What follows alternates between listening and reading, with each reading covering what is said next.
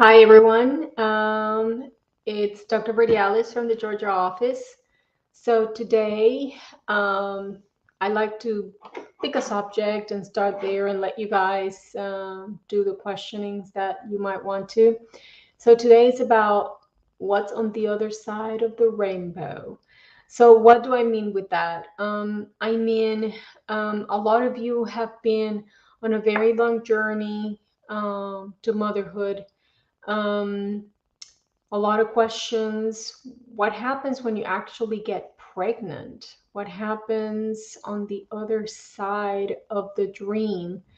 Um, and one of the reasons that I wanted to talk about this is I get to see some of my patients, fortunately, after they have their babies, and I get to see the happy sides and the not so happy side. So this morning, I had to go in a little earlier to help one of our ladies because she lost her baby at 13 weeks.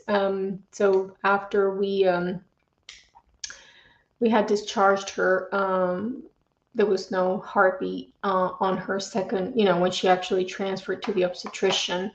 So I want to talk about two things. One, motherhood after 40, and two, what happens after you leave CNY and what to look for. Um, some of you have heard me talk about the importance of the vessel, which is, the carrying um, person, the woman that's actually carrying the baby. And it's so important that after 40, we're all fabulous and fertile and wonderful, but our bodies have lived 40 years. So we have to be a little extra careful. We tend to have a little bit more chances of complications, including preterm labor, gestational diabetes, gestational related hypertension syndromes like preeclampsia. So it's not over until the fat lady sings. So even after we discharge you, you're still a high risk patient. Just think how hard it might have been to get pregnant.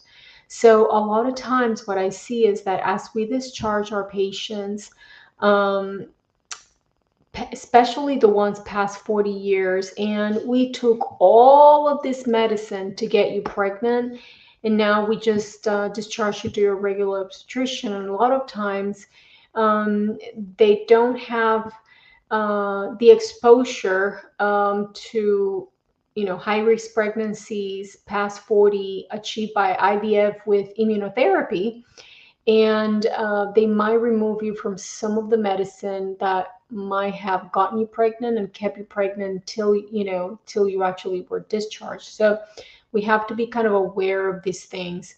So a few little pointers. um, I usually recommend my patients to have uh, supplements, robust supplements, the whole entire first trimester. And why is that? Because usually about 13, 14 weeks is when the placenta takes over for the baby's needs.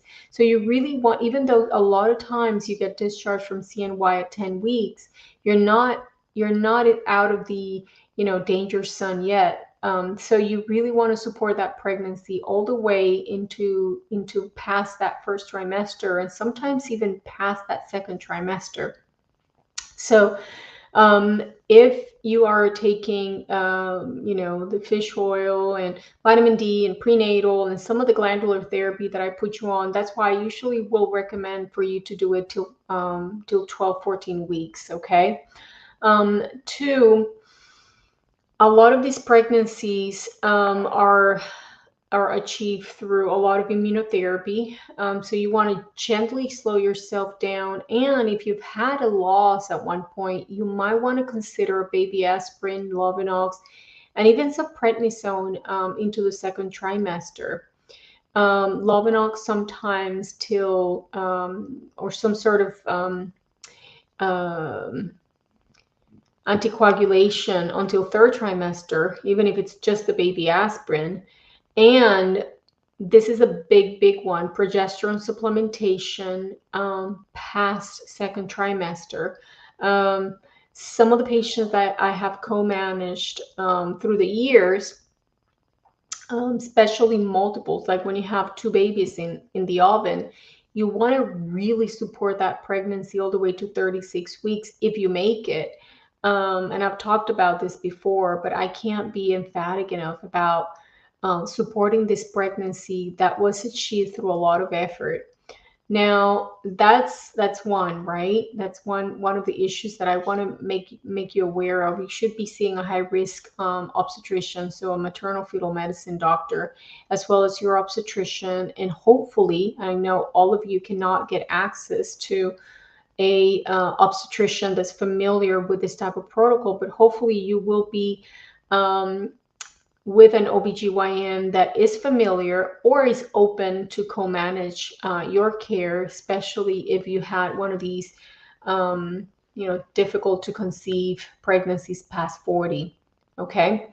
That's why, as lenient as we are at CNY, that's why we require a um, a medical clearance past 50.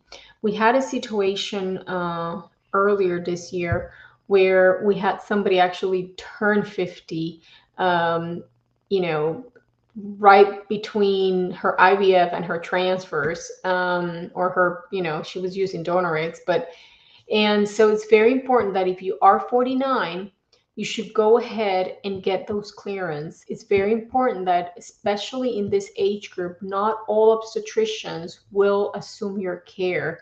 I had a lady actually be pregnant at 45, and her obstetrician, because she got pregnant with twins, donor egg twins, and her obstetrician refused to see her. And then suddenly she's now, 10 weeks pregnant with a pair of twins, trying to figure out who's going to deliver her babies.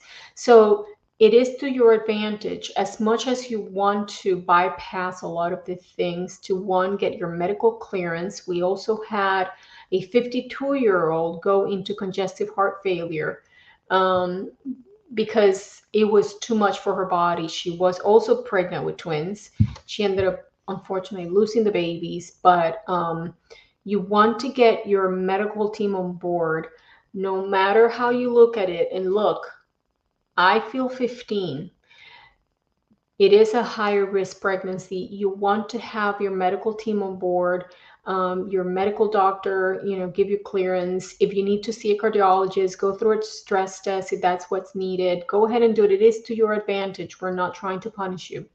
We're trying to make sure that it's safe for you to be pregnant. We want you to succeed. We want you to be pregnant, okay? But let's do it in a way that it's safe for you, for the baby, and that you don't have a sad outcome. So, imagine going through all of this work and just to lose the baby or the babies, okay? Which brings me to, you want to really make sure that, especially if you're using donor eggs, just do one at a time.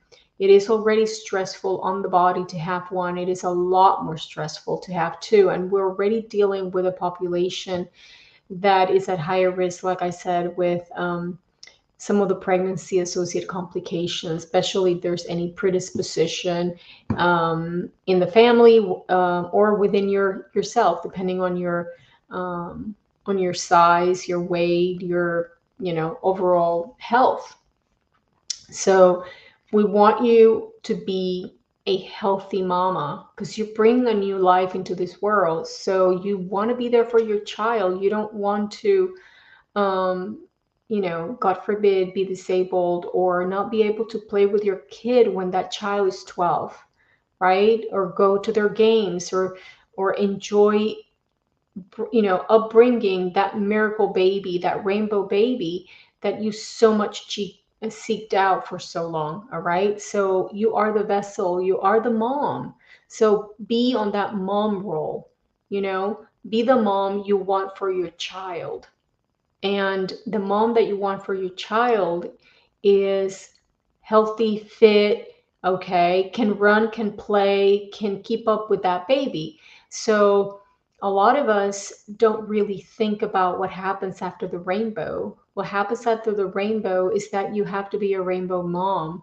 So we have to work on our overall health to be able to be that rainbow mom after you have the rainbow baby, right? So I want to bring that up for you guys. I always like to bring things from a different angle, to get you guys thinking. Pregnancy, especially if you've had losses, uterine surgery of any kind, you might want to use progesterone till 36 weeks. Um, okay, so that's my 2 cents for today. Let's see some of your questions. Can you do uh, a 3-day fresh transfer with a non-trilaminar lining? Okay, so yes and no. So what happens is you want to have a trilaminar lining all the way up to retrieval. Okay, you want to have a trilaminar lining all the way to retrieval. And what's that? A trilaminar lining means that your uterus has been exposed mostly to estrogen. The moment that uterus is exposed to a significant amount of progesterone, that lining is going to switch. It's going to engorge, and that is how it loses that trilaminar look and gets wider. And that's the progesterone effect, because estrogen makes the lining grow. Progesterone makes the lining thicken and plump up, right? So, if you had trilaminar lining all the way to retrieval, you can do a day 3 fresh. So with multiple losses, including one IVF loss, what is my chances of carrying my own child? It will depend on the overall scenario. See, why are you losing the babies? Is the only reason, and that's still debatable. The only reason that you could, not carry your own child is one, you have a uterine malformation where simply doesn't the cavity doesn't hold the baby. I've seen those scenarios. Sometimes with cervical insufficiency, a cerclage might suffice. Sometimes we just need to support the whole pregnancy with progesterone. That's one of the things that I was talking earlier. I've seen some ladies that they get taken off progesterone. Once they transfer to a regular GYN, and boom, they lose the baby because they're not making enough progesterone, or they need more progesterone to quiet. Because what does progesterone do? It quiets the muscle of the uterus so it does not contract. Okay. Um, let's say there's no reason found. Your uterus is completely perfect. So we need to figure out, is it completely perfect? Are we dealing with, chronic infection, inflammation, hidden endometriosis, adenomyosis? Is it a cervical issue? Do you need a cervical cerclage? Sometimes women will go through even abdominal cerclages, permanent cerclages, to give that uterus shot. Are your losses painful? That's very important, because if they're painful, that means that it's preterm labor. A lot of times women that have an issue with their cervix not holding the pregnancy, they start dilating pain less. So then, by the time they figure out they're in labor, it's like they're already having bulging membranes sometime in their second trimester or late first trimester. Um, are we dealing with a genetic disorder? Did you have genetic screening? This is a case that may be genetic testing on the embryos. It's all about risk and benefit. Maybe the benefit outweighs the risk. So I would have to look a little closer to your case and see what's missing. Is it a coagulation disorder? Is it an autoimmune disorder? That's why I was also mentioning, a lot of our patients, like we do a lot of immunoreproduction, reproductive immunology. So is it that your body's rejecting the embryo? Is it an autoimmune type of reaction? Do you need to be on an immune protocol? They're pretty robust. We've had patients go through what we call immune 4 all the way to having IVIG, which is, pretty hardcore stuff.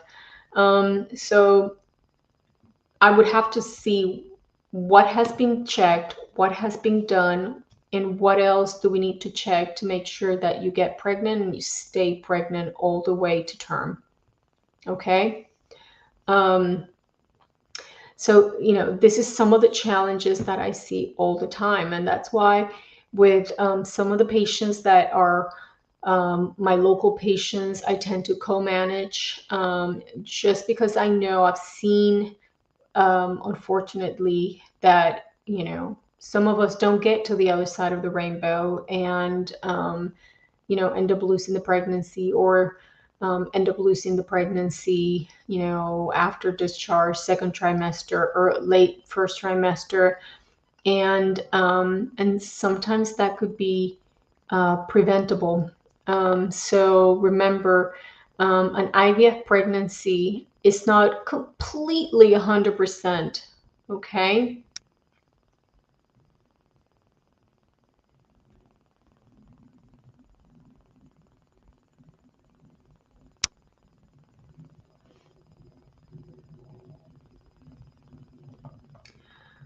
Um, So, what I was saying before, we want to get to the other side of the rainbow. We want to get healthy. We want to get to the other side of the rainbow with our rainbow baby, and then we want to be a rainbow mom, right? So, it's very, very important to start working on your overall health. And there's so much on regenerative medicine going on right now, from manipulations in food.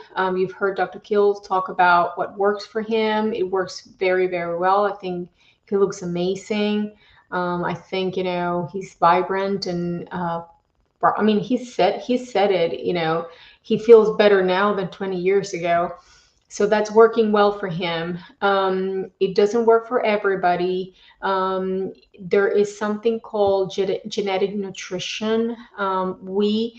We are genetically predisposed to absorb and process foods depending on our genetic composition. I had the pleasure of doing a full panel a few years ago through a company called NutriSync. I think they changed the name, but essentially it gave me a full report on how I process foods, what foods I don't absorb, my genetic composition. I ended up being an MTHFR gene mutation carrier, which explained my personal family history and some of the ways I respond to medication in general.